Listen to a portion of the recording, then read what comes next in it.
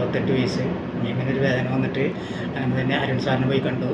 അപ്പോൾ sir hernia ചെയ്യാന്നുള്ളത് തീരുമാനിച്ചു. അങ്ങനെ നമുക്ക് സർജറി ചെയ്യാമെന്ന് പറഞ്ഞു. സർജറി ഇവിടെ തന്നെ ചെയ്തു തന്നു. അതുകൊണ്ടൊരു ബുദ്ധിമുട്ടുണ്ടായില്ല. നല്ല ക്ലിയറായി, എല്ലാം കൊണ്ട് സുഖമായി. അതിന് കാര്യങ്ങളായിട്ട് ഒരു പ്രശ്നം ഉണ്ടായിട്ടില്ല. ആ സർജറി ചെയ്തെടുത്തോ മറ്റിടത്തോ ഒന്നും ഉണ്ടായിട്ടില്ല.